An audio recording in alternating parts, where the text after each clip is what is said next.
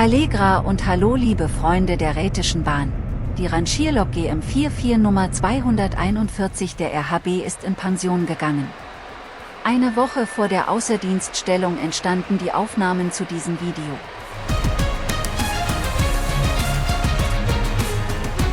Weitere Infos zur Lok folgen im Laufe des Films.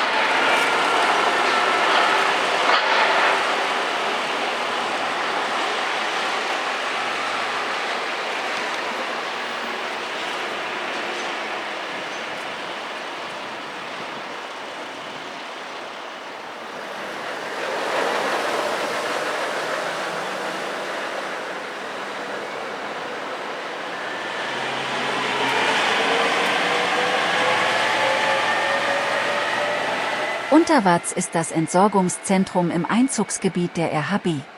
Hier rangiert die Lok 241 einen Wagen mit leeren blauen Kehrichtmulden, die mit dem Zug via Landquart nach Davos gehen werden.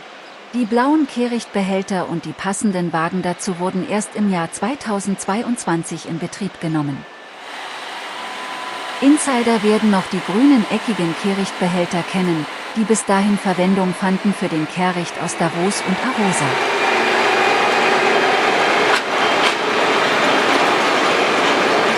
Der Wagen mit den grauen offenen Mulden ist ebenfalls leer und geht nach Ilanz mit dem Mittagsweiserzug.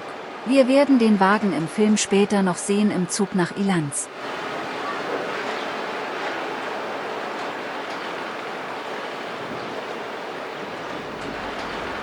Untervaz ist aber auch Ausgangspunkt der Zementtransporte. Wie hier zu sehen, erfolgt der Transport bei der Rhätischen Bahn heutzutage mittels Silo-Container. Bei Eisenbahnfotografen sehr beliebt waren die ehemaligen zweiachsigen Zementwagen, die man im Volksmund auch Mohrenköpfe nannte, und in der Form prägende Güterwagen bei der RHB waren.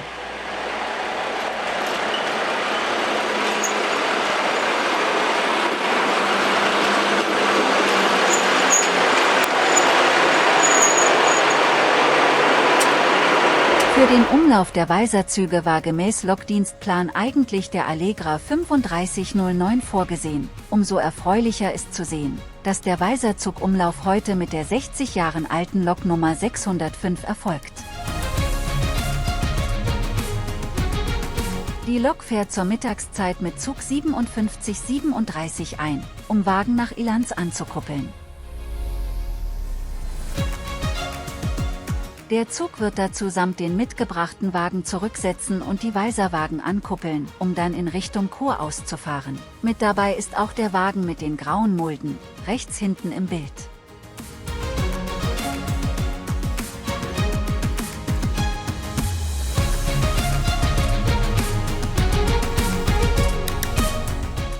Die Rangierloks werden dazu nicht benötigt und stehen zur Mittagspause vor dem Dienstgebäude.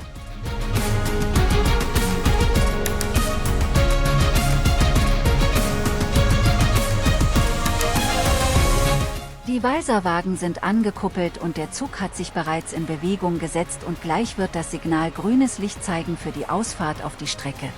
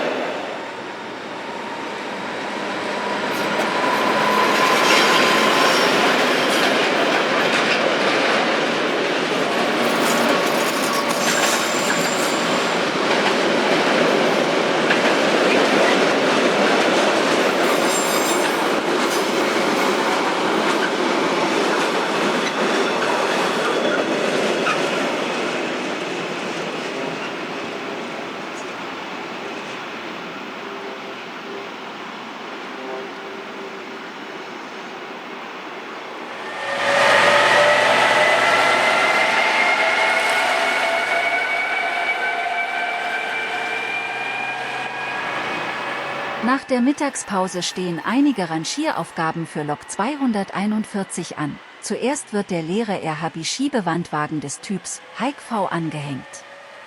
Die Bedienung des Kieswerks steht auch noch an, dort warten Wagen zur Abholung. Aber zuerst müssen noch Wagen im Recycling-Center rangiert werden.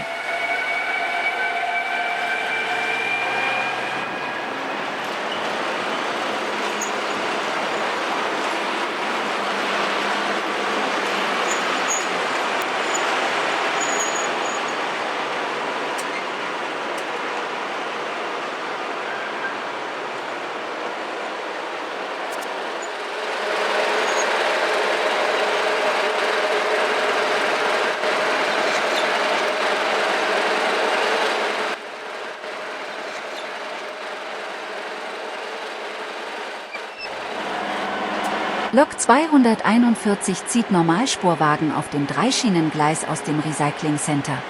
Dazu wird ein spezieller Kupplungswagen zwischen den Schmalspur- und Normalspurwagen eingesetzt.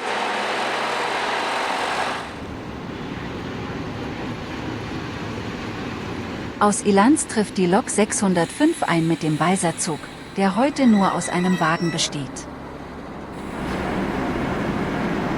Kurz darauf kommt die Lok 643 aus Landquart an mit einem Güterzug in Richtung Albula Pass via Chur und Thusis.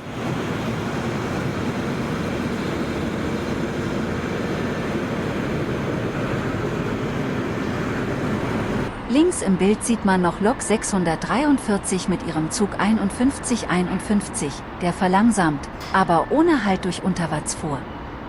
Lok 241 rangiert hier noch Wagen zum Beladen, gleich steht die Fahrt ins Kieswerk an.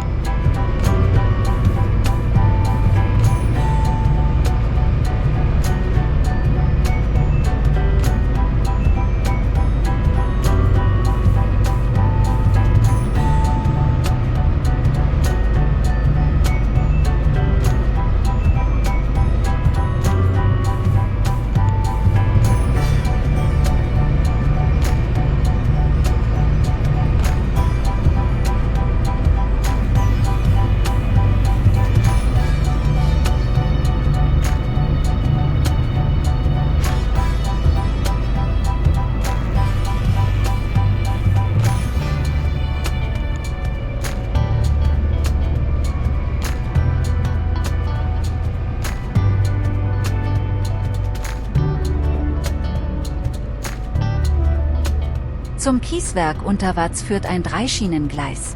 Lok 241 holt dort Wagen ab, die mit Schotter für den Gleisbau beladen sind. Die Fahrt wird dann auf dem Gelände des Holcim-Werkes mittels Spitzkehre und dann parallel der Straße, über den Rhein hinweg zum Bahnhof Untervaz gehen.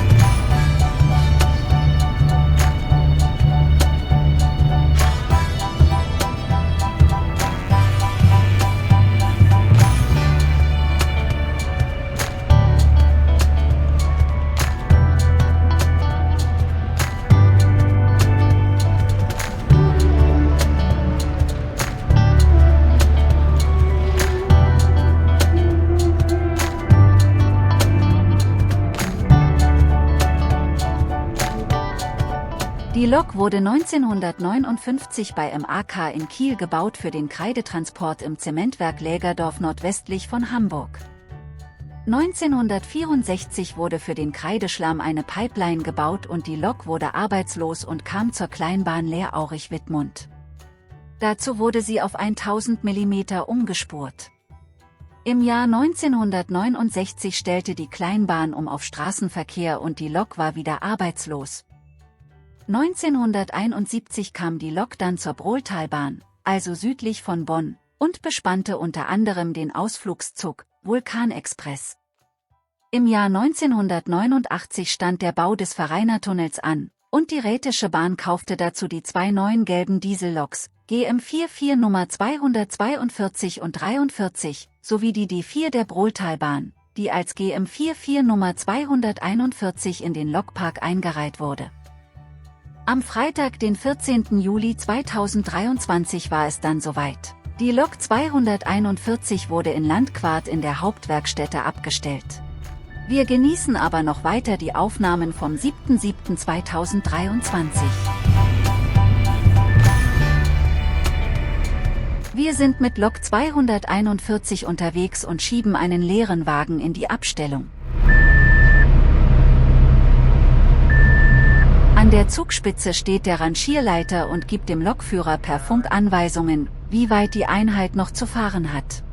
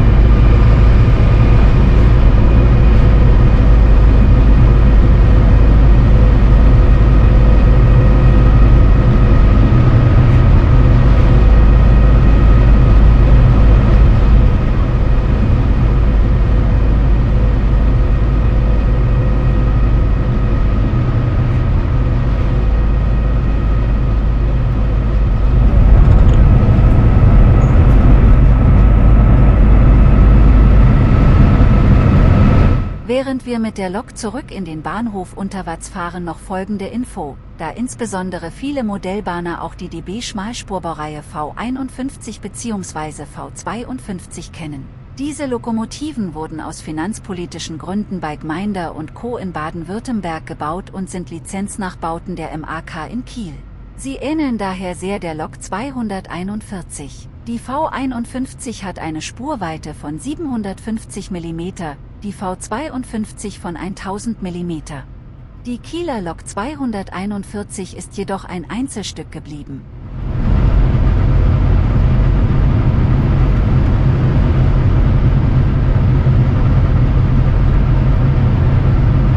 Die Lok 241 ist nicht die einzige ehemalige Schmalspurlok der Norddeutschen Kreidebahn, die in der Schweiz eine neue Heimat fand. Die beiden zweiachsigen Schömer-Dieselloktraktoren der ehemaligen Furker Oberalpbahn bzw. später dann der MGB mit den Betriebsnummern 49, 71 und 72 sind, wie auch unsere Lok 241 ehemalige Loks der Norddeutschen Kreidebahn aus den Jahren 1959 bzw. 1960. Die Lok 4972 wurde bei einem Unfall im September 2016 in der Schöllnenschlucht zerstört. Die 63 Jahre alte Lok 4971 existiert jedoch noch und ist im Besitz eines privaten Eisenbahnunternehmens. Sie steht im Depot Göschenen in der Remise.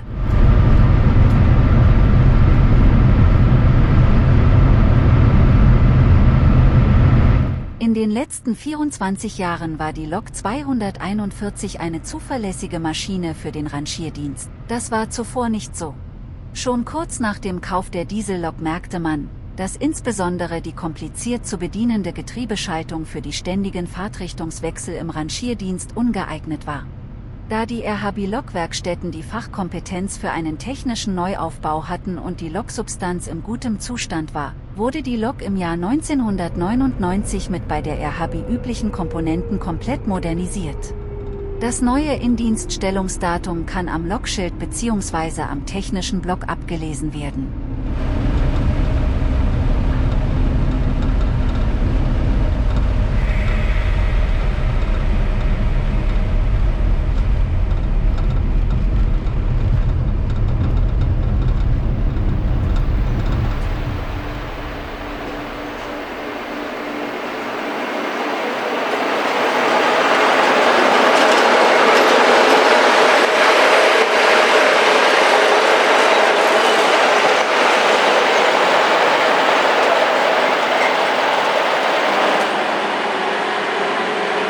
Inzwischen sind die Normalspurwagen beladen und werden in Richtung Güterzuggleise der SBB rangiert.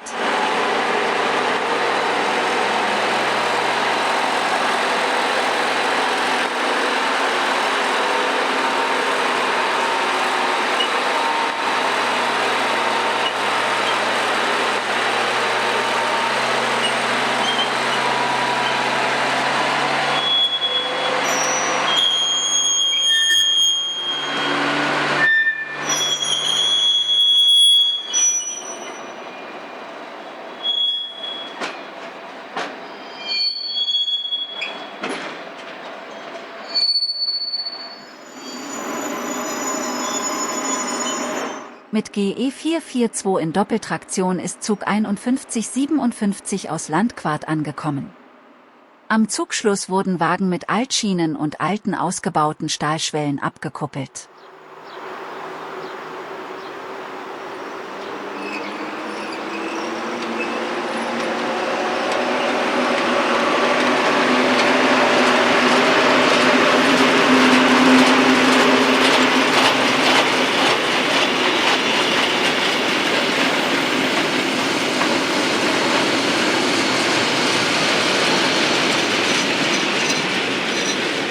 Die Rangierlok hat sich bereits hinter die Wagen gesetzt und wird nun mittels Sägefahrt ins Recyclingcenter rangieren.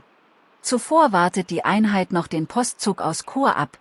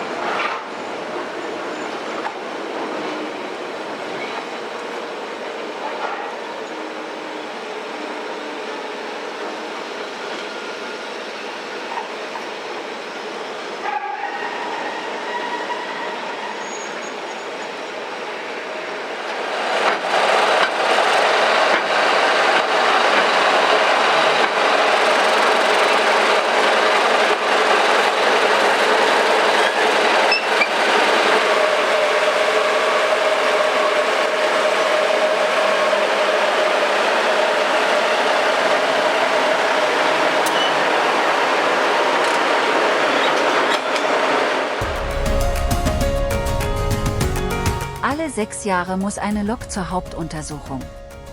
Wie man an den Revisionsdaten sieht, würde die 64 Jahre alte Lok, die bereits als Oldtimer zu bezeichnen ist, nun eine Hauptuntersuchung benötigen. Es deutet sich aktuell an, dass die Lok wieder zur Brohltal-Eisenbahn als Lok D4 kommt. Im Rangierdienst Untervaz kommt zurzeit als Ersatz für die Lok 241 eine der 3 Schömer-Dieselloks zum Einsatz, die seit 2021 in Landquart bzw. in Felsberg auf ihren Einsatz als Bauzuglok im Furka-Tunnel warten.